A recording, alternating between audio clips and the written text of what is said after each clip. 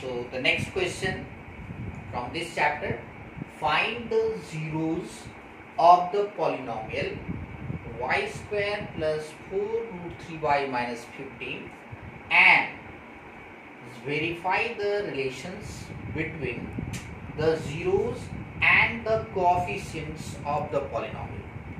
So this is the main question. First of all, in this question we have to find the zeros of this. After finding the zero, verify the relations between the zeros and coefficient. तो verify करने के लिए हमें दो process अभी बताए कि sum of zero and product of zero से हम लोग उसका रिलेशन देखेंगे कि क्या वो पॉलिनोमियल के कोएफिशिएंट से मैच खाता है या नहीं खाता है, इसलिए लिखा गया है वेरीफाई करना है। सो कैसे ये बनाएंगे हम लोग? पहले सबसे पहले तो इस क्वेश्चन में हमें जीरो फाइंड करना पड़ेगा। First of all we write polynomial is what, y square plus 4 root 3y minus 15 for zero, y square plus 4 root 3y minus 15 equal to zero. By splitting middle term, इससे पहले मैं इसी same question लेने का मेरा कारण था कि आप समझ जाएंगे कि कैसे बनाए और थोड़ा टाइम टेकिंग होने के कारण। सो यहाँ पे क्या हुआ था, 15 को हम लोग फैक्टराइज किए थे 5 root 3 minus root 3, splitting middle term minus 15 equal to 0, y square plus 5 root 3 minus root 3y, y से मल्टीप्लाई होना है, minus 15 is equal to 0। From here y is common, y plus 5 root 3 and minus root 3 is common from here, y plus 5 root 3, 5 root 3 is common in the next step, and 5 here it is equal to 0, 5 minus root 3 equal to 0. So 5 plus 5 root 3 equal to 0, y minus root 3 equal to 0, y is equal to minus 5 root 3 and y is equal to root 3.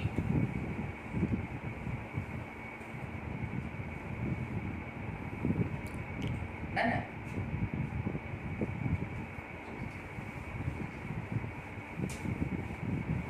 अच्छा, तो note जे करते ना तो लिखना चाहिए बड़ा।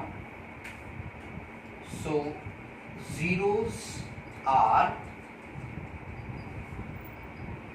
minus 5 root 3 and root 3, ये दो जीरो फाइंड हो गए इसमें। और आगे हमें वेरीफाई करने का जरूरत नहीं है, जीरोस को जैसे मैं इक्वल टू 0 करके करता था पहले, इसमें करने की आवश्यकता नहीं है। अब क्वेश्चन का अगला स्टेप क्या है, वेरीफाई द रिलेशंस। क्वेश्चन का अगला स्टेप है verify the relations between the zeros and the coefficient. तो सबसे पहले हम लोग सम ऑफ जीरो फाइंड करेंगे। सम ऑफ जीरो क्या होता है भाई, ये दोनों का sum means minus 5 root 3 plus root 3 is equal to what, minus 4 root 3। Very good.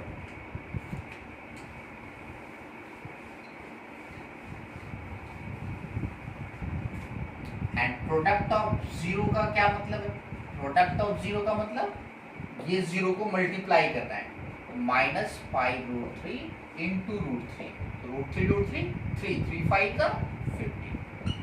ये जीरो फाइंड करने के बाद आया। अब हम लोग video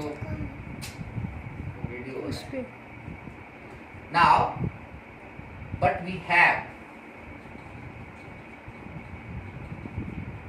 sum of 0 is what, sum of 0 minus b by a, minus b by a. तो minus b by a check करते हैं, माइनस क्या होता है, माइनस बी क्या होता है, coefficient of x by coefficient of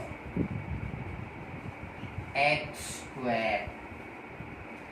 general form में हमारे पास जो पॉलिनोमियल्स है उसके आधार पर कोएफिशिएंट ऑफ x, तो आप माइनस लिखेंगे।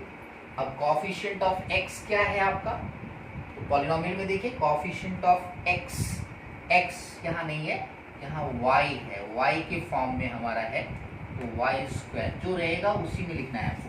y है, क्वेश्चन में y है, तो कोएफिशिएंट ऑफ y क्या हो गया यहाँ पे, -4√3 प्लस 4√3 है, तो 4√3 एंड कोएफिशिएंट ऑफ y क्या है 1 minus b by A is equal to what, -4√3।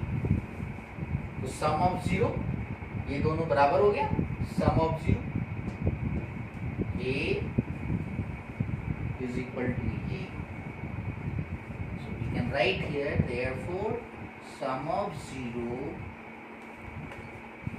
is equal to minus coefficient of y upon coefficient of y square is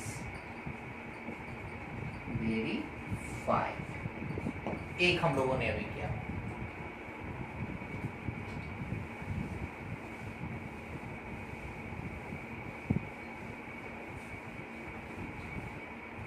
now for product of zero, product of zero is equal to what, c by a। c is what, c is called constant term, constant term by coefficient of y square। so constant term is what in your question, c की जगह पर क्या है -15 है and this is 1 is equal to -15। और previously आपने क्या देखा था, प्रोडक्ट ऑफ जीरो भी कितना आया था, that is also, so we can write here product of zero is equal to constant term by coefficients of y square is verified। तो यहाँ पे y square इसलिए लिखा गया क्योंकि y square के लैंग्वेज में क्वेश्चन था, x square रहेगा तो x square x ये लिखेंगे, z के लैंग्वेज में रहेगा तो z लिखेंगे। so this is the one question in which we can verify the relations sum of zero is equal to alpha plus beta, यानी कि sum of zero alpha and beta मैंने आपको बताया कि zeros of quadratic polynomial उसका नाम दिया गया है alpha and beta, and product of zero यानी कि alpha beta is equal to c by a।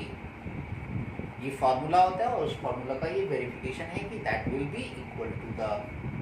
तो अब यदि क्वेश्चन रहे what is the sum of zero and product of zero, तो आप डायरेक्ट फाइंड करेंगे, ऐसा नहीं कि आप उसको बनाए फिर से जीरो निकाले फिर सम करें, डायरेक्ट फार्मूला भी यूज करना है। लेकिन इस तरह का क्वेश्चन रहेगा तो जीरो निकालना होगा, फिर सम निकालना होगा, फिर बैठा करके देखना होगा कि -b बाई ए के इक्वल में आता है कि नहीं आता है हमारा सम, और प्रोडक्ट को फिर प्रोडक्ट करना होगा और देखना होगा कि c बाई ए में इक्वल होता है कि नहीं जो हमने प्रोडक्ट करके लिखा है।